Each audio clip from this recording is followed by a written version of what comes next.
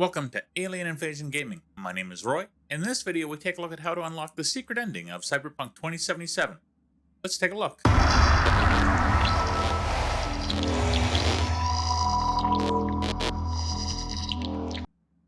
Before you go any further in this video, please be aware that there are major spoilers for the ending for this game. And so if you are not at all interested in getting spoilers about the end game for Cyberpunk 27, stop here. Please go watch another video. If you are still watching, though, there are 4 endings for Cyberpunk 2077. You can go with Arasaka. You can ask Pan to help you. You can have Johnny take over your body and get Rogue to help you, or you can kill yourself. The last one's pretty anticlimactic, but the other 3 all have some very interesting sort of story narrative. I don't think they're all really great endings. My personal preference, by the way, is the Pan Am ending. Particularly if you have played as a woman and you've romanced Judy. To me, that brings the biggest emotional payoff, I think, for this whole game. It was a really good ending, and if you haven't tried that one, I definitely suggest that you try that. Now, having said that, though, there is a secret ending, and it's an offshoot of the V/Rogue plan, but it lets you basically go into Arasaka by yourself. And so there are a couple of steps, though, in order to do that, to get that option that you have to go through. And this is basically, it's not based on Johnny loyalty level, from what I can tell. It looks like it's based on some very specific dialogue choices that you have to make in the side quest, Chipping In.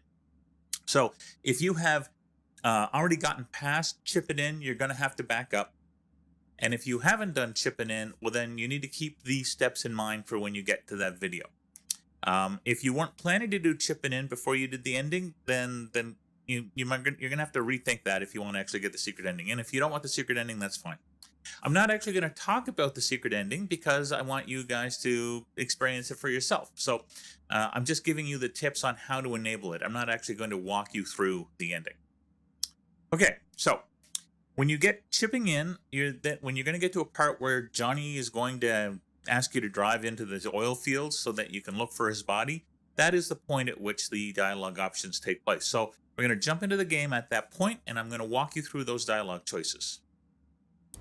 Okay, basically the dialogue choices that you need to pick in a specific order start when you inscribe the headstone. So let's put some initials here on this metal at Johnny's grave site.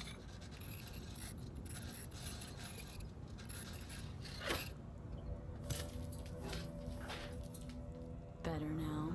Now he's going to ask you what should be engraved on it, or what the line should be on it.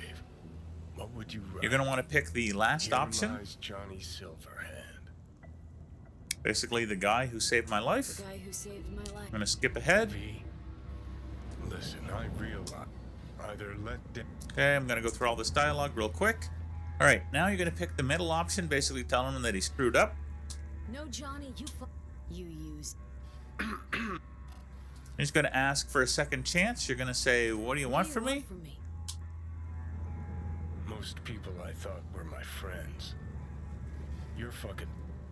And yet. At least. I'm just going through it. And then you're going to pick, basically, this is your second chance, your last one. But his second. I'll try dead. Johnny Silverhand, relentless rocker boy who never gives up.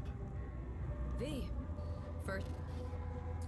Okay, and then I'm going to say basically that you were really not very nice in the beginning. That's the first option. Wipe it first. You sort of deserve. Remember Wick? Then moaning. Remember. Never. All right, and then I'm going to pick when you said you can't let down your friends. You said you. Rogue. Not all. Can't pretend. All right, then we're going to talk about the second option. Smasher Biz really got to her. Smasher Biz. Might be. You want to talk? You know, did Good idea. call her for me. Thing is, you'd have. All right, then you're Yeah. going to call Rogue, and you're going to ask her out on a date. Let's Delta. Worth That's coming going to out unlock a on. new side quest called Blistering Love. Of all the heads that could have popped.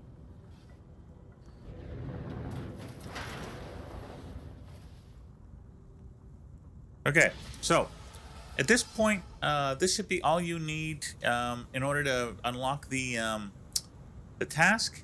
And basically, you're going to want to make sure that you call Rogue and set up the date. So you're going to want to take the new Blistering Love job. I definitely recommend that you finish this now right away. Because after this, then you can complete any other missions you've got or any other side tasks that you want to finish up before you hit the actual end game. Alright, so then I'm not going to take you through that task. There's no special dialogue choices that you need to make through Blistering Love. You just need to finish it. And then we're going to get to the end where you have to make a choice. And I'm going to show you how to get the secret ending from that choice. Okay, so you're now at the point where you need to decide which of the endings you want to pursue. And you're going to pick the last one, where you're going to say Johnny and Rogue should do it. Think you Now, this is going to give you another dialogue option, but you're not going to pick anything here. What you're going to do is you're basically going to leave it up for about 5 minutes, and eventually Johnny is going to start another narrative. I will flip forward to where you need to make some choices. Okay, so at this point now you have the dialogue option to unlock that special plan or special ending, and you're going to want to pick the bottom one where let's hear this plan. This plan. What would it entail exactly? Plan? Well, might be how Rogue operates. I say you grab the hottest iron you can find, stride in the tower's front door, and cut your own path down to the lower levels. If Mikoshi's deep underground like Hanako claims it is, you'll just have to find the elevator. Okay, now, before you hit the next button, which is the last option, which is to attack Arasaka Tower, be aware combat starts immediately. Like, you are thrust right in the middle. You're going in the front door of Arasaka. There's like 4 or 5 guys right there. So you really need to be ready for combat right away. And so make sure you know, before you get here, make sure you've got, you know, the right weapons equipped. Make sure you've already gotten your guns to legendary or upgraded them or whatever, right? Use your final perk points, use your final stat points. It's going to be a big fight. It's probably the toughest fight because it's just you. There's nobody helping you. But I think it's a really nice ending. So definitely suggest that you guys check it out.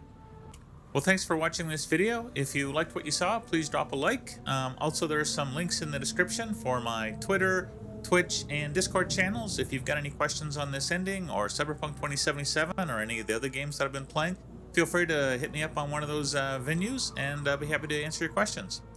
Hope you have a great week, and I will see you in the next video.